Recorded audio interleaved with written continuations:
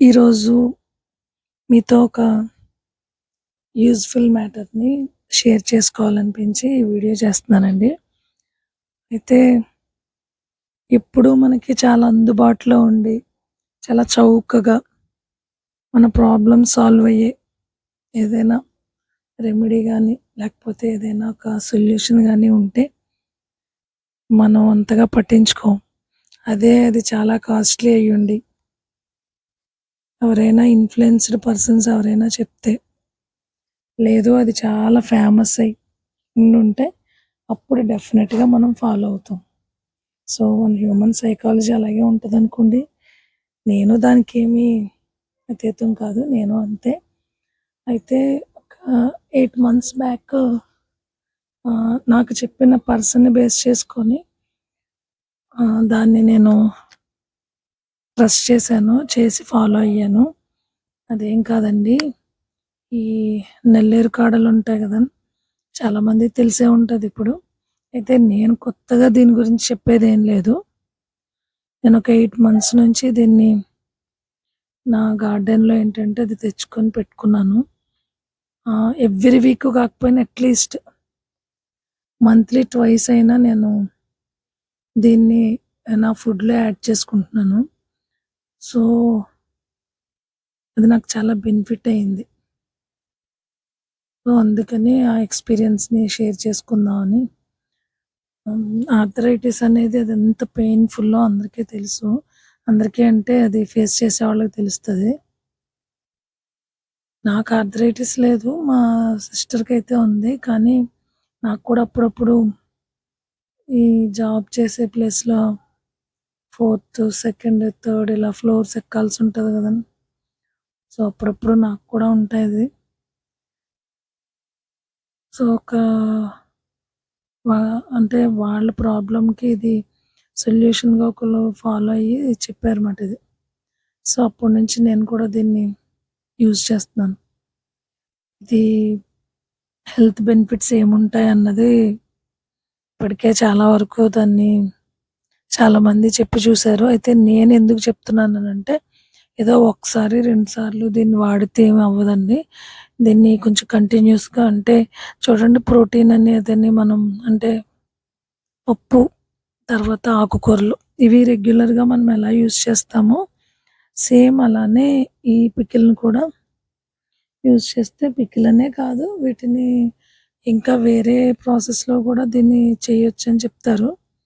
So, నేనైతే ఎప్పుడు వేరుగా చేయలేదు. ఇలా పచ్చడే చేసుకున్నాను. సో, అందుకని దీన్ని షేర్ చేయాలి ఈరోజు అని అనుకున్నాను.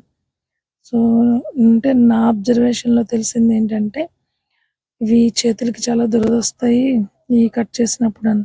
స్టార్టింగ్‌లో నాకు అది ఎక్స్‌పీరియన్స్ చేశాను. కానీ ఇప్పుడైతే నేను ఆయిల్ ఏం పెట్టుకోలేదండి నా చేతికి. ఇలా ఈ ప్రాసెస్‌లో నేను అబ్జర్వ్ చేసిందేంటంటే, జాయింట్స్ దగ్గర అది కట్ అవ్వకుండా అంటే జాయింట్ కట్ అవ్వకుండా దాన్ని అవాయిడ్ చేస్తూ రిమైనింగ్ పార్ట్స్ అన్నీ కట్ చేసుకుంటూ ఉంటే ఇచ్చింగ్ ఉండదని అని నేను చూసాను ఇది అలా. మేబీ ఆ ఇచ్చింగ్ రిలేటెడ్‌ది ఏదైనా ఆహ్, ఏమంటారు గమ్మీగా ఉండే జ్యూస్ బహుశా అక్కడే ఎక్కువగా ఉండి ఉంటుందేమో అని నా ఫీలింగ్. సో, నేనిలా దాన్ని అవాయిడ్ చేస్తూనే కట్ చేశానిప్పుడు. ఆకుల్ని యూజ్ చేయొచ్చని చెప్తారు. అవసరం లేదని కూడా చెప్తారు. నేనైతే కొంచెం చిగుర్లుగా ఉన్న ఒక 5, 6 లీవ్స్‌నైతే యాడ్ చేసుకుంటాను. ఇంకొకటేంటంటే దీనికి పీచు చాలా ఎక్కువుంటదండి. ఫైబర్ చాలా ఎక్కువుంటది ఇందులో. సో, అందుకని పీచు చాలా ఎక్కువ. రెగ్యులర్‌గా మన చిక్కుడుకాయలకి తీసినట్టు వస్తుంది దీనికి. కానీ చిక్కుడుగాయలకి ఉన్నంతలా కాకుండా ఇది ఇంకా కొంచెం హార్డ్‌గా ఉంటది పీచు. అయితే నా అబ్జర్వేషన్‌లో తెలిసిందేంటంటే లేతగా ఉండే కాడలకి అంత ఎక్కువ పీచు ఉండదు. కొంచెం ముదిరిపోయిన వాటికైతే మాత్రం పీచు చాలా ఎక్కువుంటది.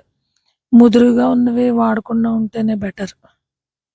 ఎందుకంటే అవి నలగవు. ఈ పచ్చడిలో అయితే అన్ని ఇంగ్రీడియెంట్స్ యాడ్ చేసుకోవచ్చు మనం.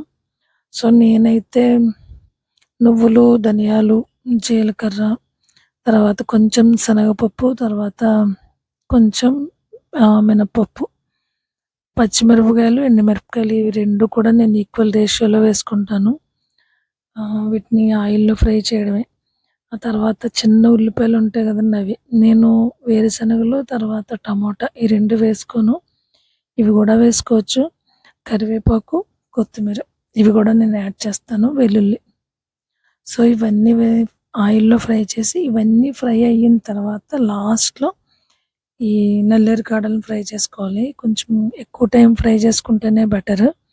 ఎందుకంటే ఈ పికిల్‌ని మళ్ళీ పోపు పెట్టడం లాంటిది ఏమి ఉండదు. అంటే ఎవరి చాయిస్ వాళ్ళదే. ఇది చూసి రోటి పచ్చడి అని అనుకుంటున్నారా? అంత సీన్ లేదండి నాకు. నేనెప్పుడు మిక్సీలోనే వేస్తాను. వీడియో కోసం షోయింగ్ అనుకుంటారా? అది గూడా గాదు. ఇదేంటంటే కరెంట్ లేదండి. పవర్ లేదు మాకు. అసలెంత టైం వెయిట్ చేశానో రావట్లేదు. 12:30 అయిపోయింది. సో, ఇంకా వేరే దారి లేక ఇలా చేశాను. 12:30 నుంచి ఇది చేస్తూ ఉంటే 1:10, 1:15కి ఫినిష్ అయిందండి ఇది. నేనెప్పుడు ఇలా దంచలేదు. అంటే దంచలేదు అంటే అవసరం రాలేదు. అంత టైము, అంత తీరిగ్గా దీన్ని దంచడం, దీన్ని మేనేజ్ చేయడానికే నాకు చాలా టైం పట్టింది.